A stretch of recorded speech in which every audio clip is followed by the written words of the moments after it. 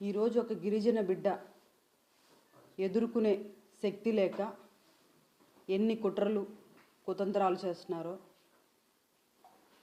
నిజంగా ఎంత బాధాకరం అంటే, నాకు కార్పొరేటర్లు మద్దతు ఇస్తున్నారని వాళ్ళని భయపెడుతూ బెదిరిస్తూ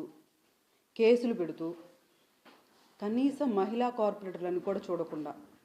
వారి ఇళ్ళకెళ్ళి వాళ్ళని బెదిరిస్తూ ఇబ్బంది పెడుతూ బయటికి చెప్పుకోలేని పరిస్థితిలాగా వాళ్ళని అనేక విధాలుగా భయపెడుతూ ఇబ్బంది పెడుతున్నారు.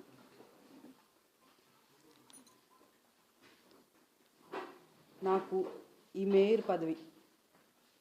ఇచ్చినందుకు గాను జగన్మోహన్ రెడ్డి గారికి ఎప్పుడూ మేము రుణపడి ఉంటామని, అదేవిధంగా నాకు ఈరోజు ఇంత కష్టం వచ్చిందని గిరిజన దళిత నాయకులు నాకు అండగా నిలిచినందుకు వారందరికీ కూడా నేను రుణపడి ఉన్నానని తెలియచేసుకుంటూ, ఈరోజు నా మేయర్ పదవికి